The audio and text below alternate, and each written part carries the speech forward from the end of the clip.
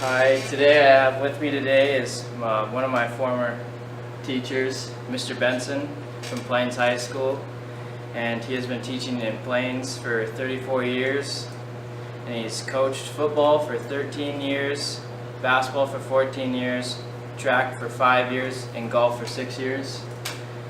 And I'm going to ask a couple questions that go with my claim that having a teaching background makes you a better coach. And one of my first questions is, fundamentally, what makes a good teacher and or a good coach? Well, I think the number one thing is being able to make a connection with kids, and you'll find that if you go ahead and coach, you can actually make a better connection with the kids, not only at the classroom level, but in a little bit different venue, and then it helps making the connection in the classroom also. And so it just allows you to see kids in a little bit different light than what you normally would be in a classroom setting. And then, when you want them to buy into what you're doing at the classroom level, it does help quite a bit too. And what are some ideas or assumptions that you had starting your teaching career that have changed over years and along with your coaching career? Well, one of the things that you know now is that coaching is almost a year-round sport. These kids, in order to be able to compete at the levels that they do, they have to be involved. Like for basketball, you got to be summer camps, football summer camps, golf all year round if you can. We have kids that go to Arizona in the summer. And so you kind of have to have that connection with those kids year round. It's not just at the time the sport actually occurs. And that's different. It used to be where we'd have the major sports, and now you got all the different types of tennis and golf and things like that all have an effect. They kind of pull kids' time away. There's no way that you can really do everything, but it has an effect on everybody. And what challenges do teachers and coaches face today, and how should the teachers address them? Yeah, a lot of it's time. Being able to work with these kids, both in the classroom setting and in the team setting also, coaching.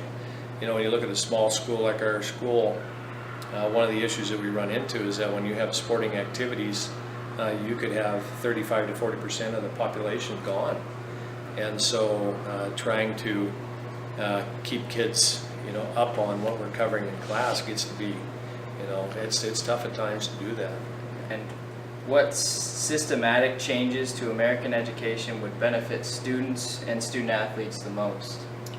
It'd be kind of an interesting idea or concept to make times more flexible, where kids could come in at a time when it's not a traditional classroom setting, and work on things, get help, do those types of things. It does come down to the time constraint, the amount of distances that you're traveling, going to sporting activities, and the effect that it has on schooling. One of the good things I think now with the advancement of technology, a lot of these students can access what we're doing in the classroom, and even access learning about some of the fundamentals of the things that we're coaching in the sports and things like that too.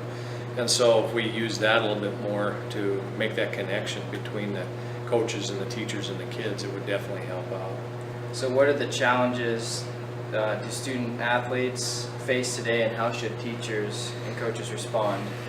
Well, you look at it, the time it really has an impact, and one of the things that we run into, I think, when you're working with students all year long, you have issues with breaking down and being able to maintain a high level of performance and activity. And so the students really need to buy into also trying to stay in shape in the off season.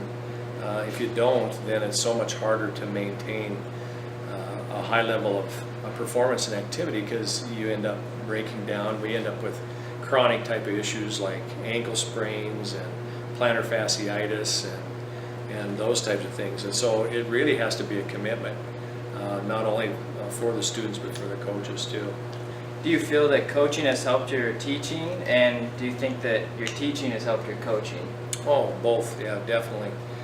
It helps you make that connection that you normally don't see in the classroom, and due to the fact that I teach all the sciences, you know, you can relate a lot of what happens on the field or on the court to stuff that we're covering in the classroom itself. And so there's definitely a correlation that you have there. You can, you know, go into a lot of sports medicine, that type of stuff, also with the Is he going to teaching. come to the office? And so, you know, it's definitely helped. It's helped me make connections with students that I normally wouldn't have made. You just get to work together as a unit, you know, as a team, and you either, you know, achieve well as a team or you don't. And so it gives you a little bit different aspect. And my last question for you is, do you feel that the connection in the classroom when you're teaching is better when you are coaching? Oh, definitely, yeah. And even after, you know, the season or students have graduated, we can get together, and I don't normally play basketball anymore, but we can go out, golf or do things like that. And so those connections that you make, those are lifetime connections. And, you know, we just recently had our 30-year reunion of our state championship team, and it was nice to make those connections with the kids again, and you know, just something that you remember forever. Those are the few questions that I had for you, and thank you for taking your time to answer these questions, because I know you're a really good candidate for it, and you've had a lot of experience Sure. in the classroom and on the courts and the fields coaching, and definitely fit that spot. And thank you.